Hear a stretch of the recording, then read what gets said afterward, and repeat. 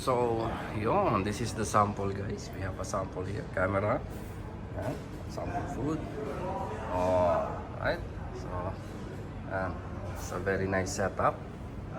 And guys.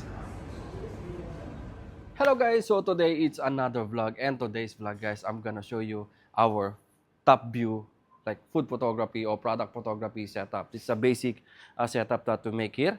I'm gonna show you one by one what product we use on this kind of setup. So without further ado, guys, let's start now, guys. So first is this frame or the holder for the top view that we use. We have here the VGIM LS15 multifunction stand.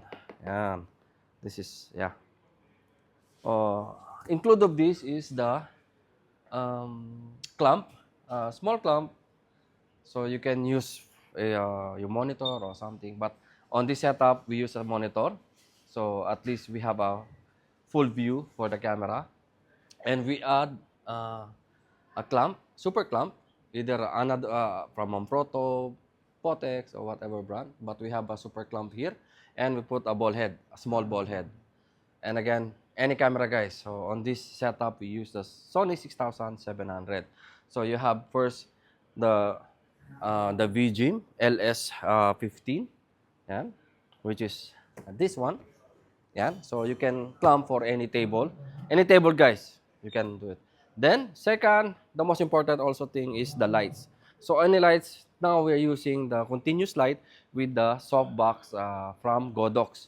And also the light is from Godox, the NOLED M200. But not about only 200, you can use any softbox, either strobe light or continuous light, the CCOB type. Next, we have styrofoam for reflection. And we have a styrofoam and we have a reflector. And of course, we have background paper. Yeah. So you can see here from the screen. And yeah, so most of this product you can find in our AEB World store.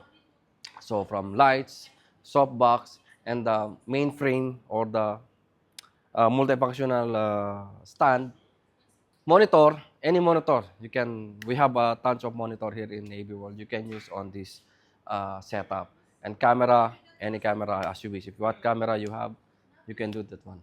And also the mini ball head. So yeah, if you have a tripod, old tripod, you can remove the ball head and you can use the ball head and put on the super clamp. So this is the most important part, is the LS15 or the holder frame. And yeah, you're good to go. We add also a reflector. It's also available here in AEB World. A standard reflector like 80 centimeter, a 5-in-1 reflector, silver, gold, black. And also we add a holder from the reflector. And done, guys. It's all complete. Now we have a setup for food photography top view. Yeah, this is a top view. So this is the camera and this is the monitor. So at least just if you have application, just put in application, click in application, then done. So you can adjust and easy. You can zoom, and I suggest at least a zoom lens is more better. At least you can reframe your see. And so I think that's it for today's vlog, guys. Again, it is a quick vlog regarding top view product photography or food photography. So I think that's it for today, guys. If you want to check the price and availability of the product, you can visit our website www.aabworld.com. So ayan, hanggang dito lang. Thank you and mabuhay. Thank you kay Ajit for the behind the camera.